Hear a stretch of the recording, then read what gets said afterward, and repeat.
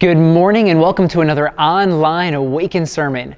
We have just completed our series on the good life, which means at this point, we're all living the good life, right? We're all living this life of joy and satisfaction.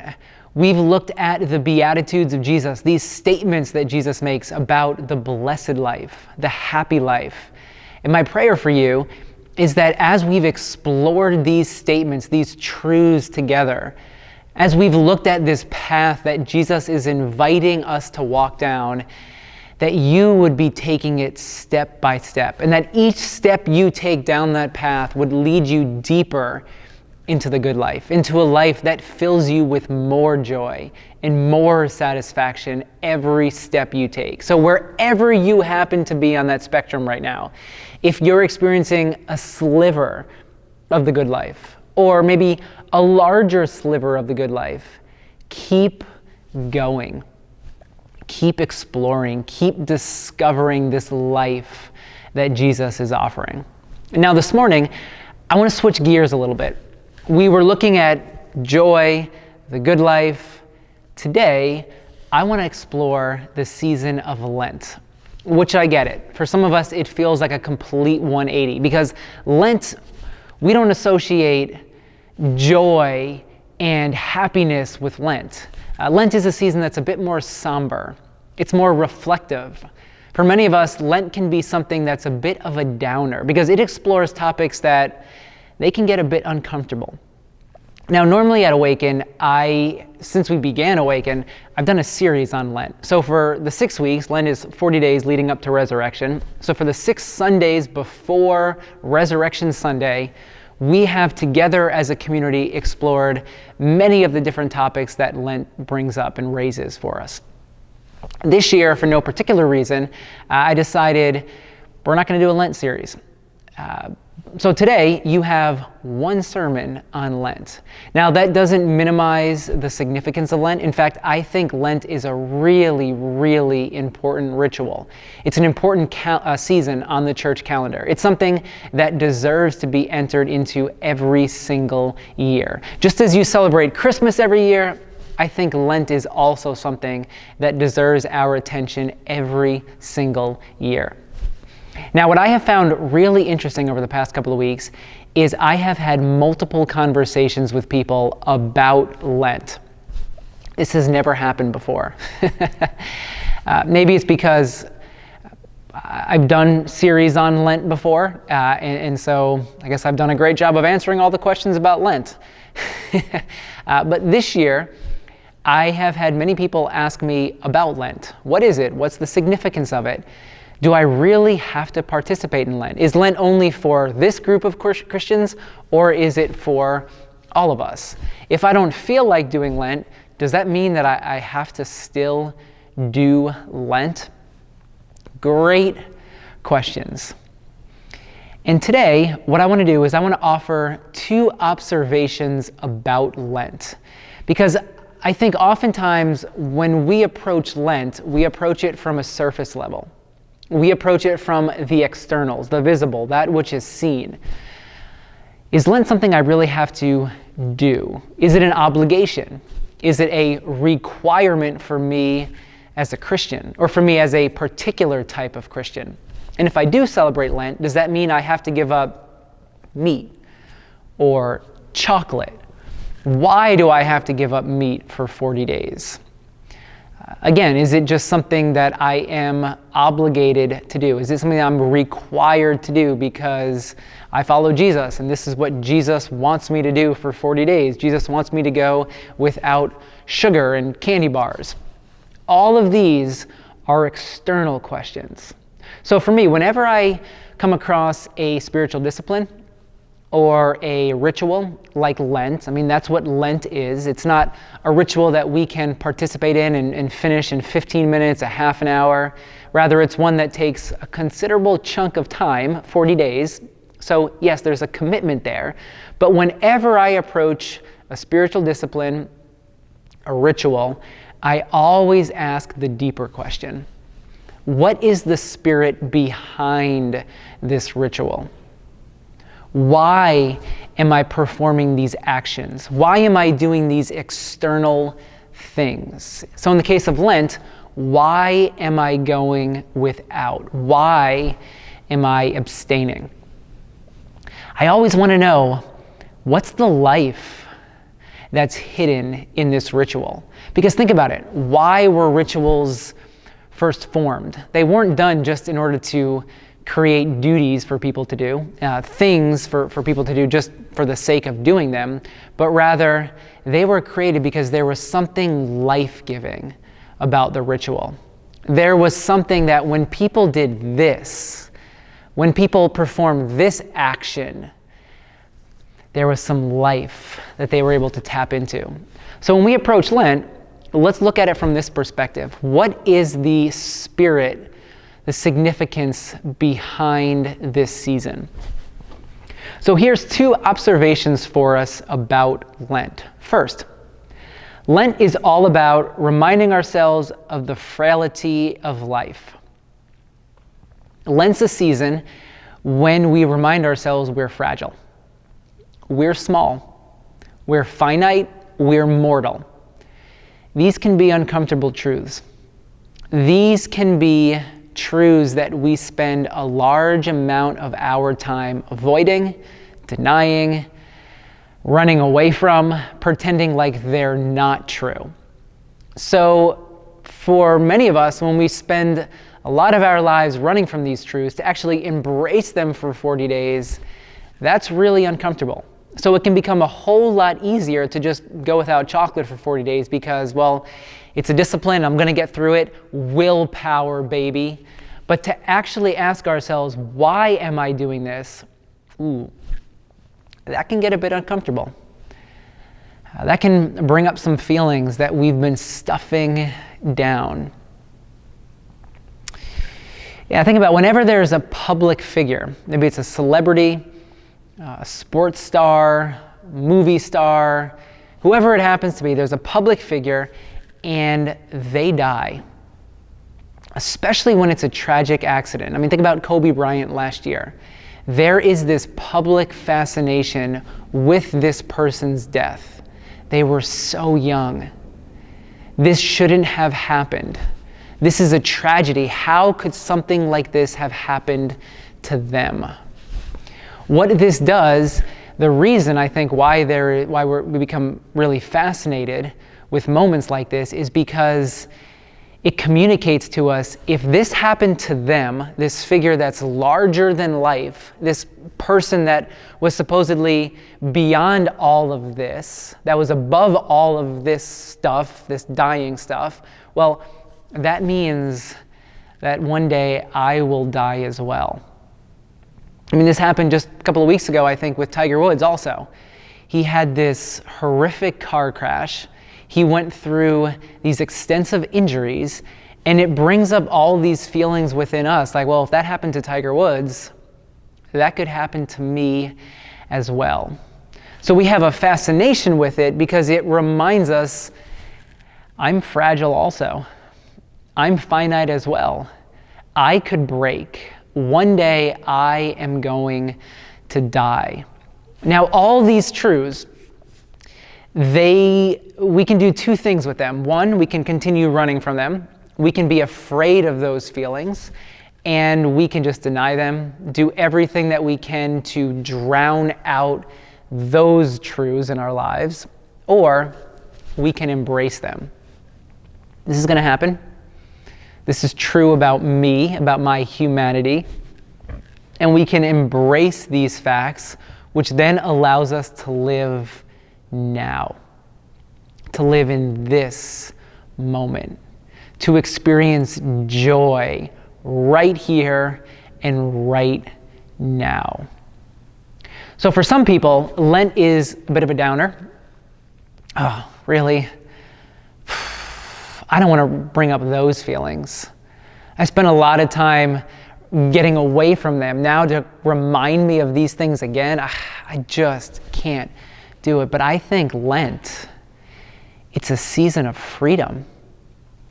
Because there's a freedom, there's a lightness that comes when you're able to acknowledge your weakness and this reliance that you have for a power or a strength beyond yourself.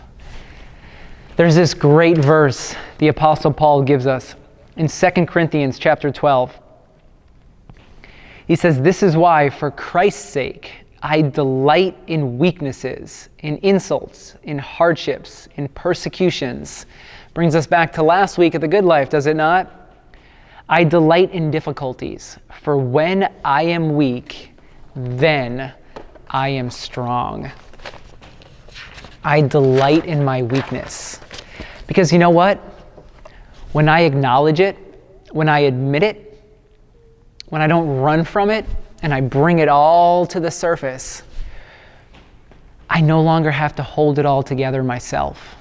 I mean, there's a freedom in admitting, yeah, I have moments of weakness. I'm a fragile human being. There's times when I don't really have it all together. In a world where we are told to just throw duct tape on it all and keep on going, there's a freedom that comes when you rip that duct tape off, or you don't try to patch it back together again and just say, "This is who I am.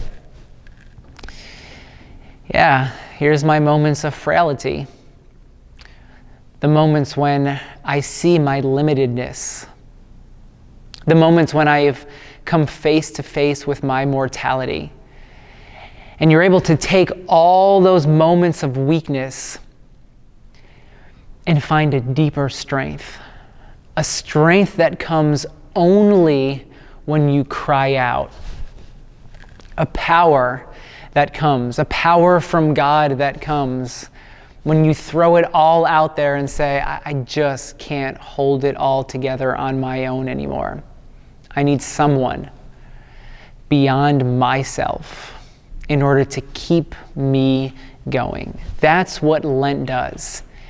We're able to take a pause from the strength that we show, whether it's to ourselves or to the world around us, and say, okay, for a season, it's okay to be weak. For these 40 days, it's okay to acknowledge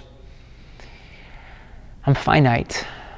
And hopefully it doesn't just end at the end of this ritual, these 40 days, but it bleeds into the rest of your year. And so we need this reminder every single year, because we get caught up in our own strength, in what we on our own can produce. And so this season, it breaks us of that pattern, and it allows for the strength of Christ to come in and be known in our lives.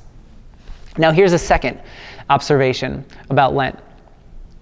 Lent is all about making space. Remember, Lent is a season of going without. It's a season of abstaining. So the questions that I was asked about, well, go without chocolate, without meat. Yeah, because Lent is a time that you have said, I am not going to partake in this. Now, does it have to be food? No. No. It can be anything that you want. I know some people go without social media for 40 days.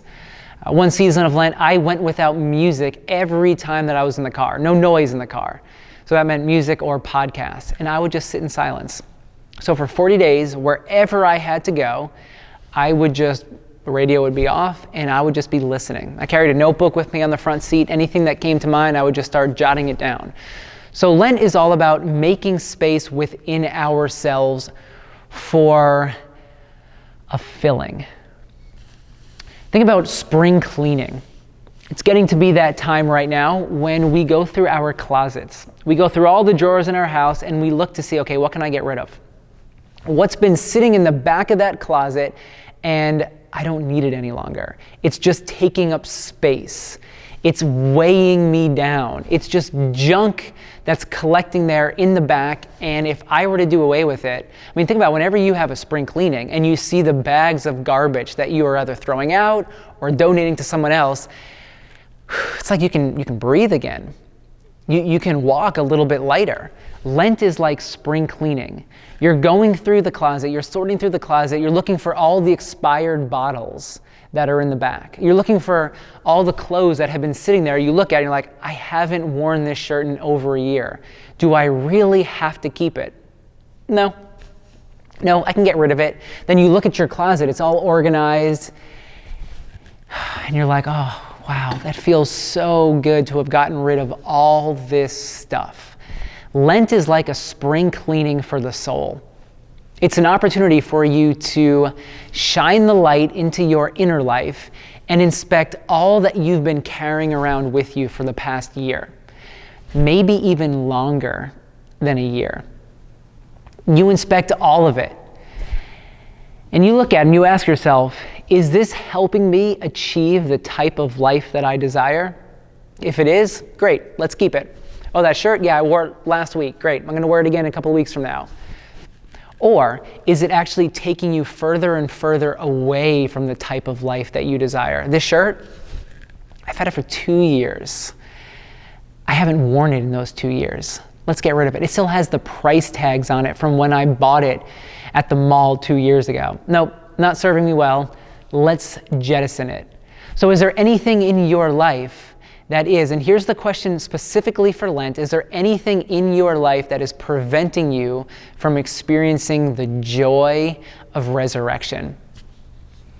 Yeah, is there anything cluttering up your life? Is there anything filling up your life and you don't have any space left within you to receive? So Lent, 40 days of purging. And 40 is a very symbolic number in the Bible because 40, all throughout the Bible, from way, way back in the beginning with the story of Noah, 40 is a symbol of purging, of cleansing. How do we purge our soul? How do we cleanse our soul so that on Resurrection Sunday, on the morning that we all get up together to celebrate that the tomb is empty, our souls can have some space within them for us to receive the joy of resurrection in a fresh and new way. That, my friends, that's a powerful ritual. So here's what I want us to do this year for Lent, and I would love for us all to participate in this. I want us to each ask ourselves the question, what needs to die in my life so that I can experience resurrection? I want us to sit with that question. Sit with it for a couple of days, a couple of weeks. What do I need to let go of? What do I need to leave behind?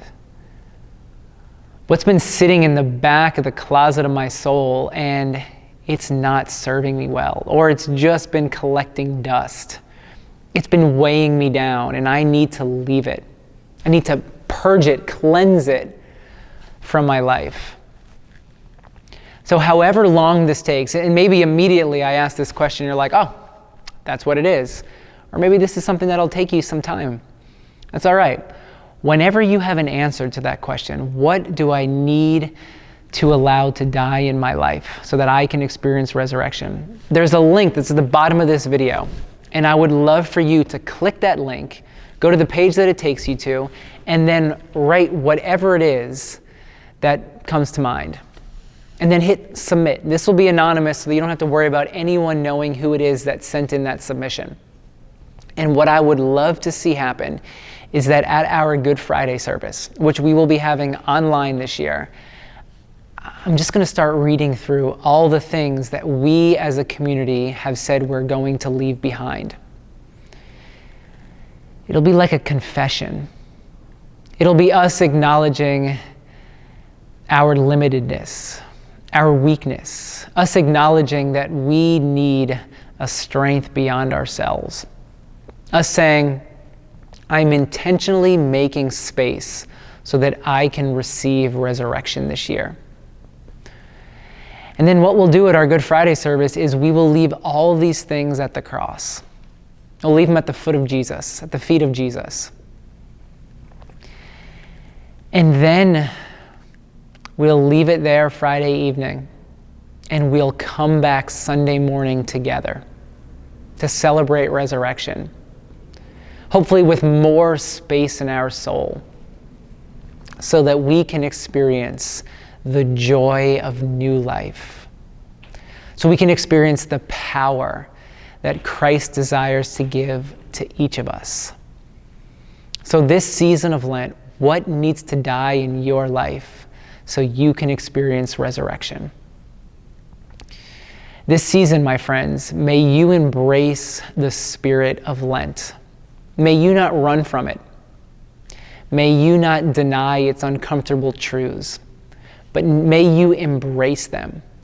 May you sit with them, reflect upon them, and as you do, may you find a freedom and a lightness.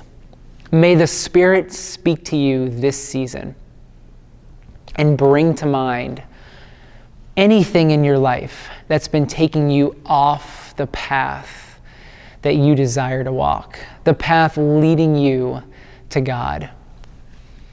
And may the Spirit bring those things to mind, and may you be given the power to leave them behind, to do away with them, to purge them from your soul. And as you do, may you experience a power and a joy. May you experience the resurrection this year in a fresh and new way in your life. Grace and peace to you this week, my friends.